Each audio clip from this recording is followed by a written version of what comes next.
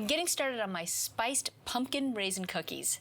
And these are super chewy inside, and they've got sort of a sugary crust on the outside. So we're gonna start with the dry ingredients first. So we're doing 1 cup of flour. We're gonna add 2/3 of a cup of whole rolled oats. And not the quick oats, we really want the texture in here. Next, we're gonna add 1/2 teaspoon of baking soda. And the baking soda will help the cookies kind of rise a little bit. And 1/2 teaspoon of salt, fine salt.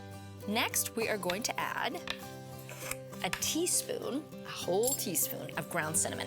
It's a great spice without being spicy. And then a 1/4 teaspoon of allspice. And it's spicy like cinnamon, but not as sweet. So the two work really well together. Now, we wanna just whisk it. Now that that's all mixed together, we're done with that. And we're gonna switch bowls. We're gonna continue with the wet ingredients.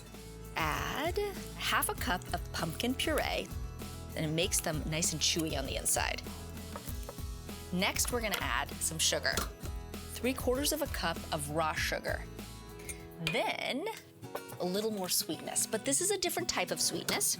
We're gonna add a tablespoon of maple syrup, and you can see that maple syrup is thick, but not as thick as honey. It's got a nice smokiness.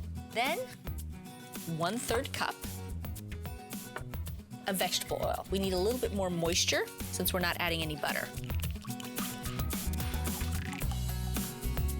Perfect. So vegetable oil right in there. And then we're gonna do a little bit of vanilla extract, so about 1 teaspoon of vanilla extract. Let's mix this first before we add the raisins in there. And we're gonna add 1/2 cup of raisins. And Jade is really into raisins these days, as most kids are. They're chewy and they're sweet. It's in place of chocolate chips, of course. Mix this all in. We're gonna add the dry ingredients, 2 batches at a time, to allow the wet ingredients to slowly absorb the dry ingredients. That way you get a nice, smooth cookie dough. Great. And second batch. Awesome.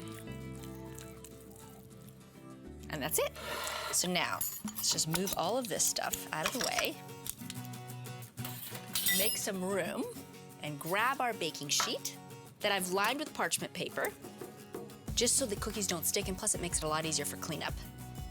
Make sure you level off the cookies so they're all the same size.